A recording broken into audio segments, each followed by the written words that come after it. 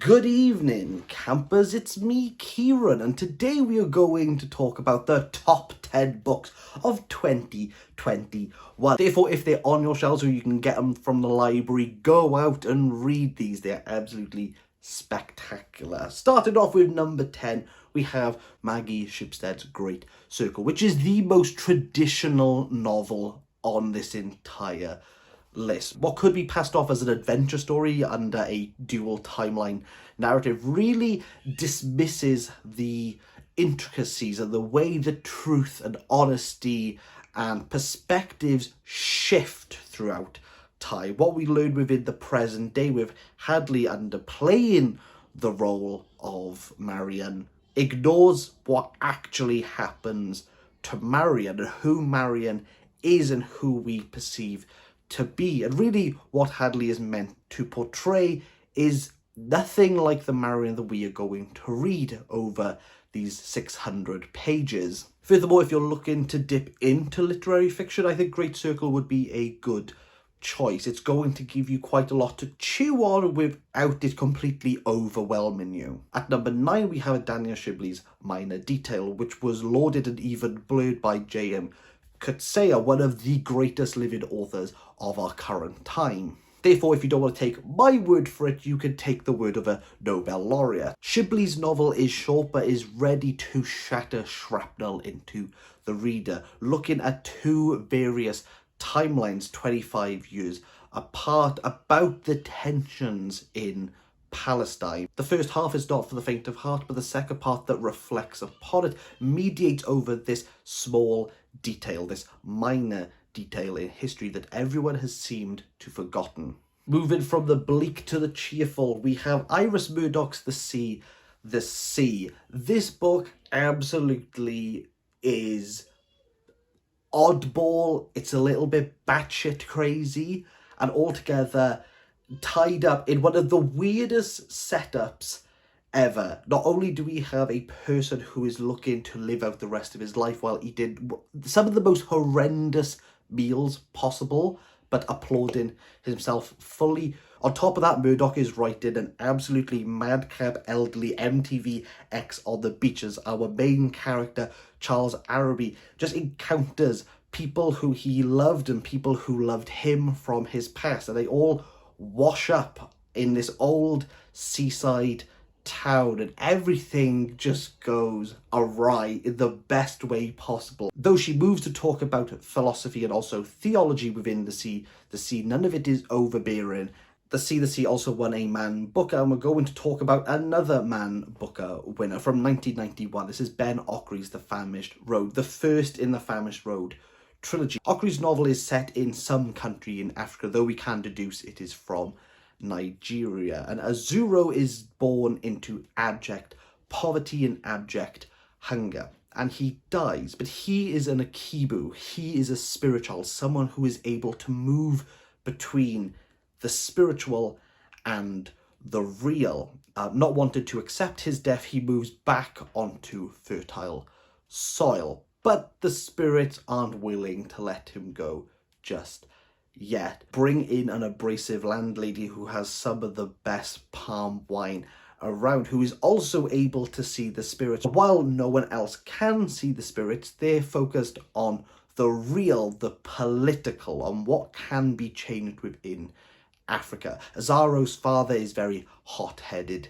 himself and decides to be a boxer, the Black Tiger, but the spirits world are going to interrupt this as much as they possibly can. If you've enjoyed such works from Chinua Achebe, Ngugi wa Thiong'o, or Chigozie Obioma, this is definitely a book for you. However, if you've not read those authors but are interested in magical realism, this is the book to check out. Number 5, like Minor Detail, comes from Fitzcarraldo Editions, and this is Fernando Melchor's Hurricane Season. Very much documented on YouTube. It has caused a stir just for how violent, just how visceral, but ultimately cathartic this book is about the death of a witch. You've heard about this one, I'm not going to reiterate, but Melchor did watch my review and said it was very good. And yes, I'm being smug about it, and I don't particularly care. I just realised the last one was number 6. Number 5 is the book I wanted to win, the Booker, Francis Spufford's Light Perpetual, which discusses, well, if 5 children didn't die from a bombing during World War II, how would they have lived their lives? Would they have done extraordinary things? And are they extraordinary people? And the simple answer is no, they're quite ordinary and they live very ordinary lives. Spufford's writing is unique, but conversation and dialogue is where he excels. There is no other book that I can think of that does dialogue and conversation between a huge, vast cast of characters split over decades, and every single one of them feeling different. Spufford has taken a bold approach to structure by having each part separated predominantly by 15 years. Therefore, as the reader, we have to almost fill 15 years worth of detail, and also have to understand that people do change over time from when they were kids up until their elderly age. And what happens at the beginning doesn't feel sad, it doesn't feel affecting, but towards the end of this novel, how it all kind of, it's not cyclical, but it's very reflective of what has happened, is all the more impactful. Number 4 is the book I wanted to win the International Booker of this year. That's Judith Shlansky's An Inventory of Loss, where Shlansky talks about lost objects, lost things, or things that don't even exist, things that didn't happen, or that we thought existed, or thought that happened throughout history. These chapters that are named after these lost objects are either directly about those objects or the people who were involved with those objects, or they take a more lateral approach. And sometimes Judith is just talking about writing her book through the middle of these chapters. If you read a lot of non-fiction, I think this would be a book to pick up to talk about experimental fiction, or even as a discussion of where the fictitious and the non-fictitious lie, and where that border and where that boundary is. Purely, this is a meditation on memory, forgetting, and what it is to be forgotten. And is it a benefit to lose? Is it a benefit to have things lost? Now we move into the top 3, and number 3 is an author that not many people are reading, but I really want people to. Macabre, morose, experimental, disgusting, erotic, historical. Audrey Sash does it all. Tears of a Comsmall Girl, not only a guttural experience, but through the use of mixed media throughout this book, brings a new tension to the story, told from the perspective of Irina as a ghost, as she has recently been killed by Soviet serial killer Andrei Chikatilo. Irina will talk us through the Russian 1980s landscape, whilst we as the reader are following the breadcrumbs to how she met Chikatilo and ultimately how she is to die. It's surreal and it's great.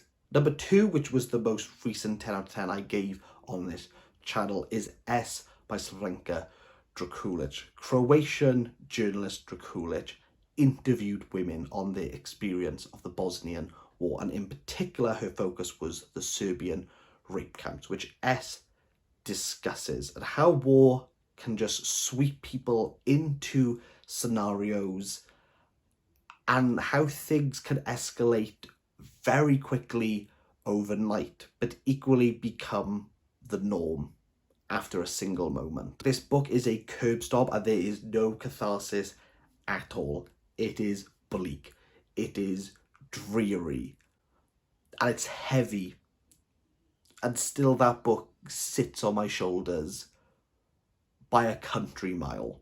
It's short, but it's still a bullet in your face. Therefore, the number 1 book that I have read in 2021 is Alexander Solzhenitsyn's The Gulag Archipelago. Now, The Gulag Archipelago, even though I read a condensed version that Solzhenitsyn agreed to, is 500 pages. The actual Gulag Archipelago is big. The scope that this book is, in and of itself, is an achievement. But the condensed version that you can go and buy, and know that Alexander Solzhenitsyn agreed to this absolute planing of the novel. I don't even know if I could call this a novel. It's something greater than the novel. It's a testament, it's a document, it is a philosophical reflection on his own experience of the gulags, which are not cheery. He'll talk about the horrors in the camp, he'll talk about the abuse in the camp, the torture techniques before going into the camp, the starvation, the cold, but comes to the point where he is grateful for the experience of the gulag, that being beaten down that much has made him a better man. If you're looking to explore this part of Russia, the Gulag Archipelago is the book to start off with. Solzhenitsyn's work is a tour de force. It's a spectacle. It's a masterpiece. And it shows what literature can do against all odds. These are the best books I've read in 2021. Have you read them? Did you like them? If you didn't, let me know down below. And any further questions that you have on these, again, put them down below and I will happily try to answer any of them. Links to all the reviews down there. Book reviews will start again in 2022 and hopefully we can find some great books along the way. I'll see you then.